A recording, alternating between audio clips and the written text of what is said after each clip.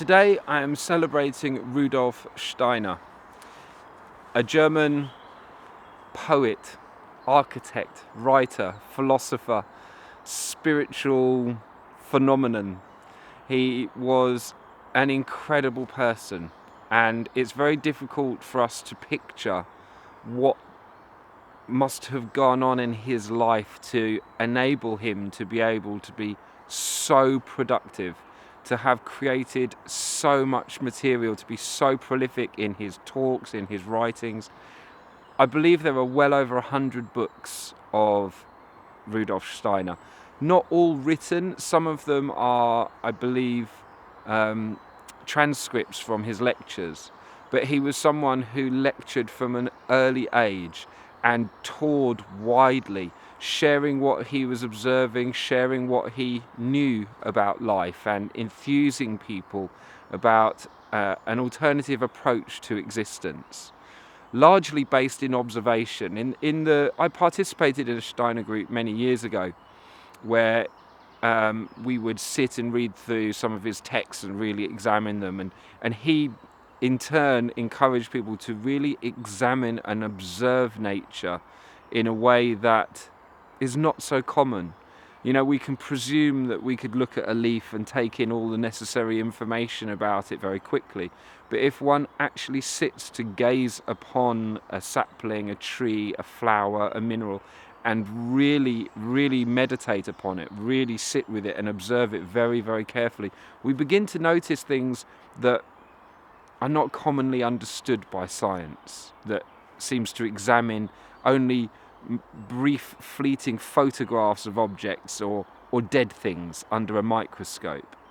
I mean, it's an interesting thing that, you know, even till very, very recently, the only time we were able to observe anything under an electron microscope or other such devices was by killing it. It had to be killed first, so it's only now that we're beginning to be able to see really amazing close-up information about nature in its living form. That may well change our appreciation of science and biology as time moves on. But yeah, what an incredible array of skills. The buildings that he designed and had built are absolutely phenomenal. I would so love to go and visit the I can't remember the name of it now, but the incredible building that he had built in Germany. There was, I believe there was one that burnt down and then was semi-rebuilt, but they look like incredible structures. I hope one day I get to go over there and visit them. The work of Steiner went into the realm of education. That's the name that he's most commonly associated with now. And that's because he really saw that the way people were being educated was deleterious to their actual personal evolution, for their ability to be people who can have right relationship with their soul, with their spirit, with the natural world.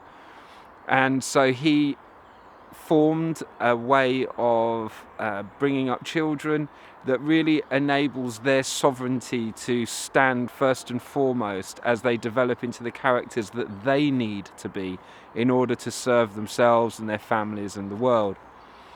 The people that I've known that have been through Steiner education have always been the better for it. So I've been really impressed by that, and there's a book that I have of his which is an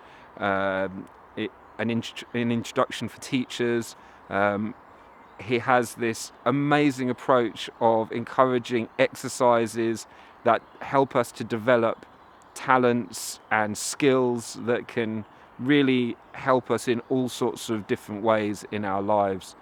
He spoke eloquently on so many different subjects, and yet one of the things that sometimes people associate with the world of Steiner is a little bit of dogmatism, and I think, like almost any culture that surrounds especially writings, is that people tend to then take them too literally. There are people in this world who are more literal minded and struggle to see metaphor and see the patterns and adapt someone's ideas to a current situation. And there's a beautiful anecdote that I would like to share on this theme just before I close. Steiner was someone who really gave out very early warning signs about the dangers of sugar, the dangers of caffeine, how negative they could be on the personal character, but also the physical body. And so he generally warned people to steer clear of caffeine and sugar. And one time he was with a group of students, and I suppose you might describe them as followers, who were on a very, very long journey on a train. I believe it was the Trans-Siberian Express or something, and they were going to be on this train for, I believe it was days. My memory is not so great for the details. It's a story I've retained for a long time, but I believe it was days to traverse this whole journey. And the people serving food on the train came along into their carriage carrying a tray of donuts and a huge pot of coffee ready to serve. And it turned out that this was going to be the only food on that train journey for the entire time that they were there. And so Steiner's students sat cross-armed and chose to not accept any of the coffee or any of the donuts, and were somewhat taken aback to see Rudolf then load up a plate full of donuts and load up charge his mug full of coffee, because for him there was no way he was going to fast for those next few days. I imagine it was probably pretty cold on that train, and as such he loaded up with the food that was available. And I love that story because I think it reminds us that no matter who we're following, even if it's someone like Steiner, then it's really important to remember that they were usually people that were able to live in the present moment and to contextualize their reality according to what they needed at that time, and not to get too lost in the dogmatisms that arise out of inspirational people like Rudolf Steiner. I believe he was a very flexible person. So today I'm celebrating Rudolf Steiner, thanking him for all the inspiration he brought me way beyond the grave, and for so many people. It's incredible that we can still hear today recordings of him talking and really get a sense of the person that he was. So today I'm celebrating Rudolf Steiner.